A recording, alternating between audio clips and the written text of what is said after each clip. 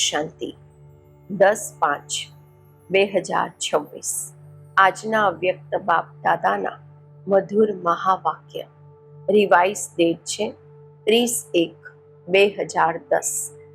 ચારેય સબ્જેક્ટમાં સ્વમાનના અનુભવી સ્વરૂપ બની અનુભવની ઓથોરિટીને કાર્યમાં લગાવો।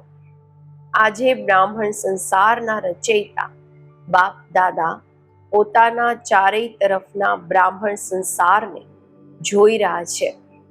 દરેક બ્રાહ્મણ આખા સંસારમાં વિશેષ આત્મા છે, કોટોમાં કોઈ છે, કારણ કે સાધારણ તનમાં આવેલા બાપને ઓળખી લીધા। બાપ દાદા પણ દિલમાં સમાવવા વાળા બાળકોને દિલથી દિલનો પ્યાર આપી રહ્યા છે। દરેક બાળક પોતાને એવા બાપના પ્યારા દિલમાં બાપને સમાયેલા અનુભવ કરે છે। બાપના માટે દરેક બાળક અતિ પ્યારા, સર્વના પ્યારા છે। તમે બધા બાળકોના સર્વ આત્માઓના પ્રત્યે ચેલેન્જ છે કે અમે યોગી જીવનવાળા છીએ, માત્ર યોગ લગાવવા વાળા નહીં, પરંતુ યોગી જીવનવાળા છીએ। જીવન 2-4 કલાકનું નથી હોતું, જીવન સદાકાળના માટે હોય છે। તો ચાલતા ફરતા કર્મ કરતા યોગી જીવનવાળા નિરંતર યોગી છે। ચાહે યોગમાં બેસતા, ચાહે કોઈ પણ કર્મ કરતા, કર્મ યોગી છે। જીવનનું લક્ષ્ય આ જ છે, સદા યોગી। એમ પોતાની યોગી જીવન, નેચરલ જીવન અનુભવ કરો છો। બાપ દાદા દરેક બાળકોના મસ્તકમાં ચમકતું ભાગ્ય જોઈ રહ્યા છે। શું જુએ છે? મારું દરેક બાળક સ્વમાનધારી, સ્વરાજ્ય અધિકારી છે। કેમ? જ્યાં સ્વમાન છે ત્યાં દેહ ભાન આવી નથી શકતું। આદિથી અંત સુધી, અત્યાર સુધી બાપ દાદાએ દરેક બાળકોને અલગ અલગ સ્વમાન આપ્યા છે। જો અત્યારે પણ સ્વમાનોને યાદ કરો તો એક એક સ્વમાનની માળા ફેરવતા જાઓ તો અનેક સ્વમાન સ્વરૂપ બની સ્વમાનમાં લવલીન થઈ જશો। પરંતુ બાપ દાદાએ દરેક વાત બાળકોની એક વાત બાળકોની અત્યાર સુધી પણ સારી નથી લાગતી। તે જાણો છો કઈ છે? જ્યાં કોઈ પણ બાળક કહે છે, જ્યારે કોઈ પણ બાળક કહે છે કે અમે સ્વમાનમાં સ્થિત થવામાં ક્યારેક ક્યારેક મહેનત લાગે છે, ઈચ્છીએ છીએ પરંતુ ક્યારેક ક્યારેક મહેનત લાગે છે, તો સર્વશક્તિમાન બાપ બાળકોની મહેનત નથી જોઈ શકતા। કારણ કે જ્યાં મોહબ્બત હોય છે, પ્યાર હોય છે, ત્યાં મહેનત નથી હોતી। જ્યાં મહેનત છે ત્યાં મોહબ્બતની કમી છે। આજે અમૃત વેલા બાપ દાદાએ ચારેય તરફના બ્રાહ્મણોના પાસે, ચાહે દેશ ચાહે વિદેશમાં ચક્કર લગાવી તો શું જોયું? કોઈ બાળકો સ્વમાનમાં બેઠા છે, વિચારી રહ્યા છે કે હું બાપ દાદાના દિલ તખ્ત નશીન છું। વિચારી પણ રહ્યા છે, સ્વમાનમાં સ્થિત થવાનો પુરુષાર્થ પણ કરી રહ્યા છે, પરંતુ કમી શું જોઈ? સ્વમાન યાદ છે, વિચારી રહ્યા છે, પરંતુ સ્વમાન સ્વરૂપ બની, અનુભવી મૂર્ત બની, અનુભવના ઓથોરિટી સ્વરૂપ બનવામાં કમી જોવામાં આવી। કારણ કે ઓથોરિટી તો ખૂબ છે, પરંતુ સૌથી મોટી ઓથોરિટી અનુભવની ઓથોરિટી છે। અને આ સ્વમાનની અનુભૂતિ ઓલમાઇટી ઓથોરિટીએ આપી છે। તો મહેનત કરી રહ્યા છે, પરંતુ અનુભવ સ્વરૂપ નથી બન્યા. તો બાપ દાદાએ આ જોયું કે બેસે છે, વિચારે પણ છે, પરંતુ અનુભવ સ્વરૂપ કોઈ છે. અનુભવમાં કોઈ પણ પ્રકારનું દેહ અભિમાન જરાય પણ પોતાની તરફ ખેંચી નથી શકતું. તો અનુભવ સ્વરૂપ બની જવું, કર્મ કરતા પણ કર્મ યોગીના અનુભવ સ્વરૂપમાં ખોવાઈ જવું, આની અત્યારે વધારે આવશ્યકતા છે. સ્વરૂપમાં સ્થિત થઈ જવું, દરેક વાતમાં, દરેક સબ્જેક્ટમાં અનુભવી સ્વરૂપ બનવું, ચાહે જ્ઞાન, યોગ, ધારણા અને સેવા, ચારેય વિષયમાં અનુભવ સ્વરૂપ બનવું. અનુભવીને માયા પણ હલાવી નથી શકતી. એટલે બાપ દાદા આજે બધા બાળકોને અનુભવી સ્વરૂપ જોવા ઈચ્છે છે. સાંભળવા અને વિચારવામાં ફરક છે, પરંતુ અનુભવી સ્વરૂપ બનવું, જે વિચાર્યું, જે સ્વમાનમાં સ્થિત રહેવા ઈચ્છો, એના અનુભવ સ્વરૂપમાં સ્થિત થઈ જાય. અનુભવીને કોઈ પણ હલાવી નથી શકતું, કારણ કે સ્વમાન અને દેહભાન, જ્યાં સ્વમાન સ્વરૂપ છે, સ્વમાનના અનુભવમાં સ્થિત છે, જ્યાં દેહભાન આવી નથી શકતું. જેમ જુઓ, અંધકાર છે, પરંતુ તમે રોશનીની સ્વિચ, પ્રકાશની સ્વિચ ઓન કરો તો અંધકાર ઓટોમેટિકલી ગાયબ થઈ જશે. અંધકારને મટાડવામાં, અંધકારને ભગાડવામાં મહેનત નથી કરવી પડતી. એમ જ જ્યારે સોમાની સીટ પર અનુભવની સ્વિચ ઓન થાય તો કોઈ પણ પ્રકારનું દેહભાન, અલગ અલગ પ્રકારના દેહભાન પણ છે, અને અલગ અલગ પ્રકારના બાપે સ્વમાન પણ આપ્યા છે.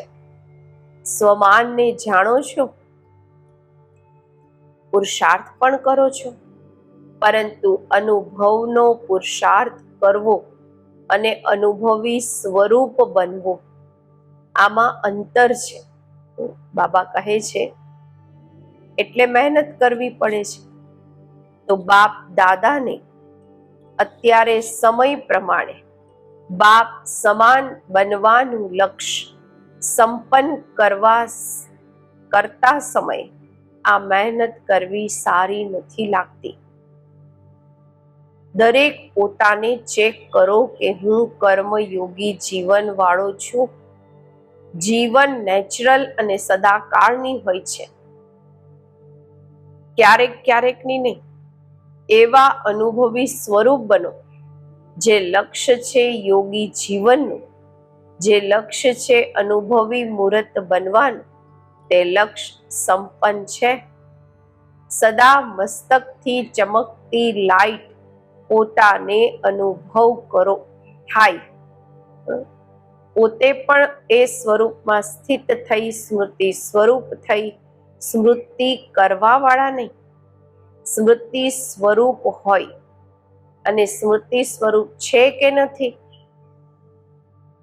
એનું પ્રમાણ આ છે કે જ્યાં સ્મૃતિના અનુભવી સ્વરૂપ છે, ત્યાં પોતાનામાં સમર્થી દરેક કાર્ય કરતા પણ અનુભવ થશે.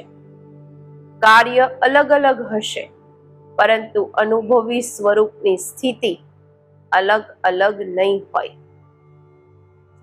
આજે બાપ દાદાએ જોયું કે મહેનત કેમ કરવી પડે છે.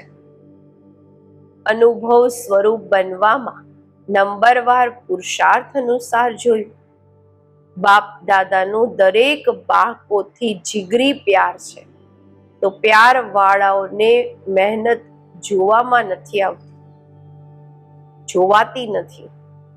ચાહે કોઈ પણ સબ્જેક્ટમાં મહેનત કરવી પડે છે, ક્યારેક શબ્દ યુઝ કરવો પડે છે. આનું કારણ છે અનુભવી સ્વરૂપ બનવાની કમી. પુરુષાર્થી છે, પરંતુ સ્વરૂપ નથી બન્યા. એક સેકન્ડમાં ચારેય વિષયમાં પોતાના સ્વમાનના અનુભવી સ્વરૂપની અનુભૂતિ હોવી જોઈએ, જે દેહ અભિમાન નજીક આવી ન શકે. જેમ રોશનીની આગળ, પ્રકાશની આગળ અંધકાર ટકી નથી શકતો. એને કાઢવાની મહેનત નથી કરવી પડતી. નેચરલ, જ્યાં અંધકાર છે ત્યાં રોશની, પ્રકાશ ઓછો છે, અને યા છે જ નહીં. તો સૌથી મોટામાં મોટી ઓથોરિટી અનુભવ ગાવામાં આવ્યું છે. અનુભવને હજારો લોકો બદલવા ઈચ્છે, બદલી નથી શકતા. જેમ તમે બધાએ ખાંડનો અનુભવ કરીને જોયો છે કે તે મીઠી હોય છે. જો હજારો લોકો તમને બદલવા ઈચ્છે, બદલી શકો છો. તો જે પણ સબ્જેક્ટ છે, ચાહે જ્ઞાનની, ચાહે યોગની, ચાહે ધારણાની, ચાહે સેવાની, કોઈમાં પણ, ચારેયમાંથી એકમાં પણ મહેનત લાગે છે તો જરૂર અનુભવની કમી છે. સેવાની સફળતામાં, ધારણામાં, સ્વભાવ સંસ્કાર પરિવર્તનની, યોગમાં પણ અચલ રહેવાની, યોગી જીવનની અનુભૂતિ કરવાની જ્યાં મહેનત છે, યા ક્યારેક ક્યારેક કહો છો તો આનો અર્થ છે એ સબ્જેક્ટમાં, તે વિષયમાં તમે અનુભવી મૂર્ત નથી બન્યા. અનુભવ ક્યારેક ક્યારેક નથી હોતો, નેચર હોય છે. તો અત્યારે સાંભળ્યું, મહેનત કરવાનું કારણ શું છે? તમને અનુભવ થશે કે જે સમયે અનુભવની સીટ પર સેટ થઈએ છીએ, કોઈ પણ વરદાનને સ્વરૂપમાં અનુભવી બની અનુભવ કરો છો, તો એ સમયે મહેનત નથી કરવી પડતી, નેચરલ અનુભૂતિ થાય છે. એટલે અત્યારે સમય પ્રમાણે બધું અચાનક થવાનું છે, બતાવીને નથી થવાનું. જેમ અત્યારે પ્રકૃતિની વાતોમાં અચાનકનો ખેલ ચાલી રહ્યો છે, આરંભ થયો છે. અત્યારે નવી નવી વાતો અચાનક થઈ રહી છે. જેમ અર્થક્વેક થયો, ધરતીકંપ થયો, થોડા સમયમાં લાખો આત્માઓ ચાલી ગઈ. શું એમને ખબર હતી કે કાલે અમે હઈશું કે નહીં? એમ ઘણા એક્સિડન્ટ અલગ અલગ સ્થાન પર અચાનક થવાના આરંભ થઈ ગયા છે. બાબા કહે છે, એક સાથે એક સમયે અનેકોની ટિકિટ કપાઈ રહી છે. તો એવા સમયે તમે એવર રેડી છો? આ તો નહીં કહેશો કે પુરુષાર્થ કરી રહ્યો છું. એવર રેડી એટલે કોઈ પણ વરદાન કે સ્વમાનનો સંકલ્પ કર્યો અને સ્વરૂપ બન્યા. એટલે બાપ દાદા આજે આ વાત પર અટેન્શન અપાવી રહ્યા છે કે કોઈ પણ વરદાનને ફલીભૂત કરી વરદાન કે સ્વમાનના સ્વરૂપના અનુભવી બની શકો છો. બનવું જ પડશે. કોશિશ કરી રહ્યો છું. જો કોશિશ પણ કરવી છે તો અત્યારથી, કારણ કે ઘણા સમયનો અભ્યાસ સમય પર મદદ આપશે. પુરુષાર્થી નહીં, અનુભવી. કારણ કે અનુભવની ઓથોરિટી તમને બધાને ઓલમાઇટી ઓથોરિટી આપી છે.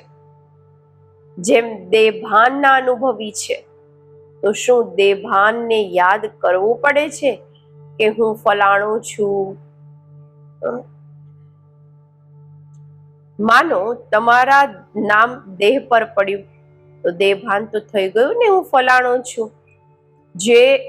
જો હજારો લોકો પણ તમને કે તમે ફલાણા નથી, તો બાબા કે તમે તો આ છો, નામ બદલી કરીને કે, તો તમે માનશો? ભૂલશો તમારું નામ? જન્મ લેતા જે નામ પડ્યું તે દેહ ભાન, કેટલું પાક્કું અને નેચરલ રહે છે. કોઈ બીજાને પણ તમારા નામથી બોલાવશે, તમને નહીં બોલાવવાનું, તમને નથી બોલાવવાના, પરંતુ તમારા નામધારીને બોલાવી રહ્યા છે. તમારું નામ, તમારા કાન નામ સાંભળતા જ એને અટેન્શન જશે, મને બોલાવી રહ્યા છે. તો દેહભાન તો એટલું પાક્કું થઈ ગયું છે. એમ દેહી અભિમાની, સ્વમાનધારી, રાજ્ય અધિકારી એટલા પાકા છો. તમે કહો છો ને, અમારું જીવન પરિવર્તન છે. તો પરિવર્તન શું કર્યું? દેહભાનથી સ્વમાન, સ્વરાજ્ય અધિકારી બન્યા. તો ચેક કરો, જ્ઞાન સ્વરૂપ બન્યો છું કે જ્ઞાન સાંભળવા અને સંભળાવવા વાળો બન્યો છું? જ્ઞાન એટલે કે નોલેજ. નોલેજ ને પ્રેક્ટિકલ રૂપ છે. નોલેજ ને કહે છે, knowledge is light, knowledge is might. તો જ્ઞાન સ્વરૂપ બનવું અર્થાત જે પણ કર્મ કરશો તે લાઇટ અને માઇટ વાળા હશે, યથાર્થ હશે. આને કહેવામાં આવે છે જ્ઞાન સ્વરૂપ બનવું. જ્ઞાન સંભળાવવા વાળા નહીં, જ્ઞાન સ્વરૂપ બનવું. જ્ઞાન સ્વરૂપ જીવન. બાબા કહે છે યોગ સ્વરૂપનો અર્થ છે કર્મેન્દ્રિયો જીત બનવું. દરેક કર્મેન્દ્રિય પર સ્વરાજ્ય અધિકારી.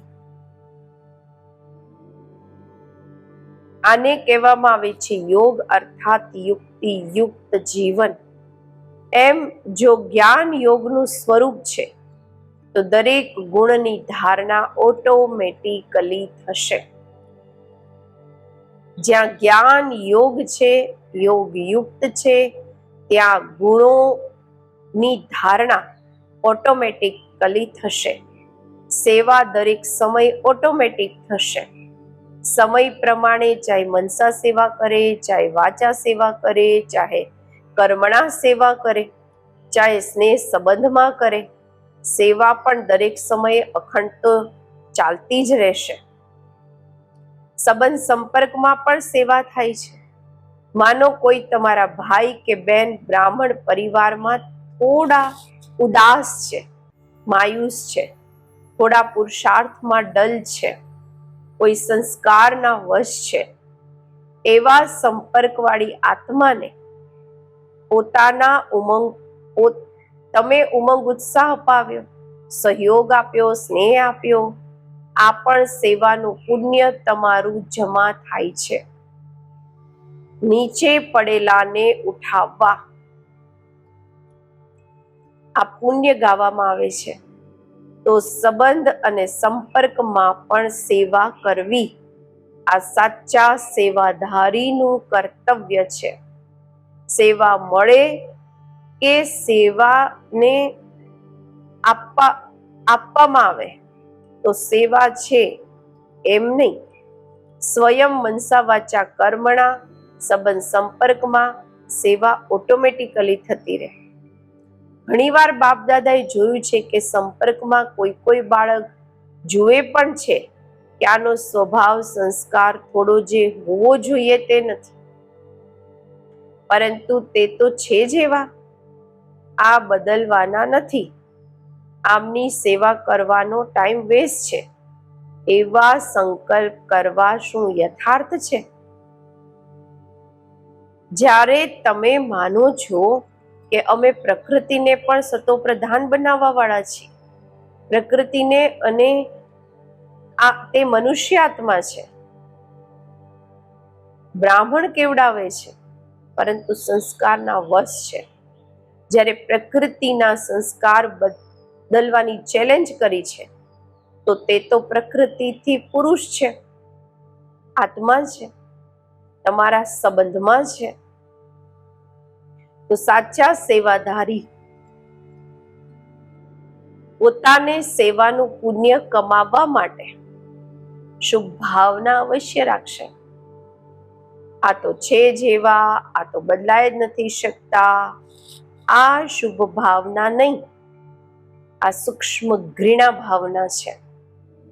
છતાં પણ તમારા ભાઈ બહેન છે, છતાં પણ મારા બાબા તો કહે છે ને.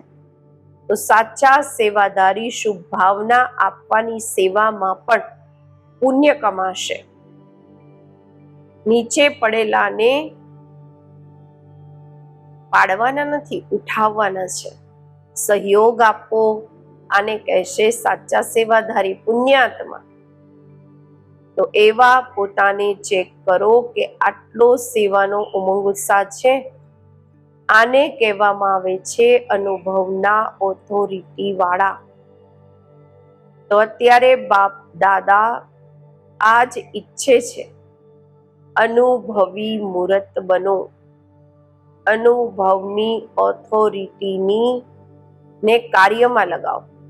ચારેય વિષયમાં, ચારેય સબ્જેક્ટમાં જે પોતાને અનુભવી સ્વરૂપ બની અનુભવના ઓથોરિટીને કાર્યમાં લગાવશે, જે કમી હોય એને સંપન્ન કરશે, એટલો પોતાના પર અટેન્શન આપશે. તે હાથ ઉઠાવો. મનનો હાથ ઉઠાવી રહ્યા છો ને, શરીરનો હાથ નહીં, મનનો હાથ ઉઠાવો. મનનો હાથ ઉઠાવવાનો, કારણ કે બાપ દાદા શિવરાત્રી પર રિઝલ્ટ લેશે. મનમાં કોઈની પણ કમીનો સંસ્કાર પોતાની શુભ ભાવનાને ઓછી ન કરે.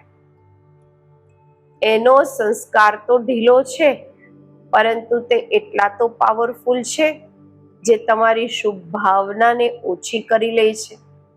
એટલે જેમ બ્રહ્મા બાપે શું નથી જોયું, શું નથી કર્યું, જવાબદારી હોવા છતાં પણ અંતમાં શુભ ભાવના શુભ કામનાના 3 શબ્દ બધાને શિક્ષા આપીને ગયા. યાદ છે ને? 3 શબ્દ યાદ છે ને?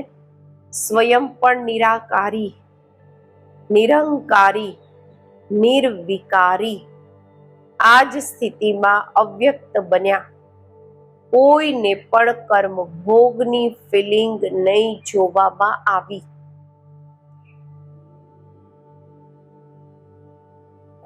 કોઈએ સમજ્યું કે કર્મભોગ સમાપ્ત થઈ રહ્યો છે. શું થઈ ગયું? અવ્યક્ત થઈ ગયા. એમ બ્રહ્મા બાપ સમાન ફરિશ્તા ભવનું વરદાન જે બાપે કરીને બતાવ્યું, ફોલો બ્રહ્મા બાપ. એમ જેમ તમે કહો છો મારા બાબા, તો બાપ શું કહે છે? મારા બાળકો છે. એવી શુભ ભાવના આપસમાં પરિવારની પણ હોવી આવશ્યક છે. સ્વભાવની જુઓ. બાપ જાણે છે ભાવ સ્વભાવ છે, પરંતુ ભાવ સ્વભાવ પ્યારને ખતમ ન કરે, સંબંધને ખતમ ન કરે, કાર્યને સફળ ઓછું કરે. આ રાઈટ નથી. પરિવાર છે. કયો પરિવાર છે? પ્રભુ પરિવાર, પરમાત્મા પરિવાર. આમાં કોઈ પણ કારણથી પ્યારની કમી નહીં હોવી જોઈએ. પ્યાર અર્થાત શુભ ભાવના જરૂર હોય. એવા પણ છે પરમાત્મા પરિવાર છે, જેણે માન્યું કે હું પ્રભુ પરિવારની છું. તો પરિવાર અર્થાત પ્યાર. જો પરિવારમાં પ્યાર નહીં તો પરિવાર જ નથી. આ પરમાત્મા પરિવાર એક એકનો સમય,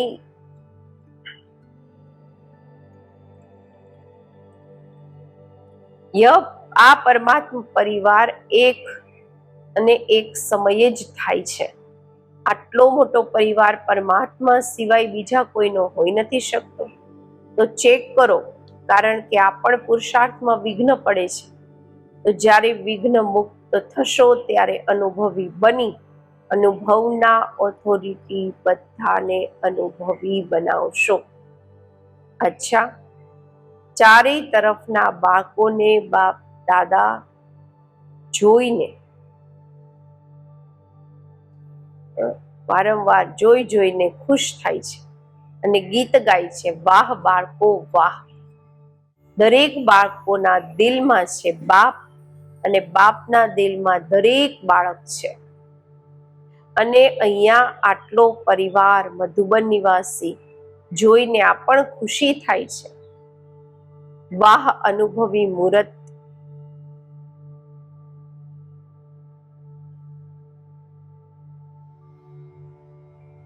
વાહ મધુબન વાહ.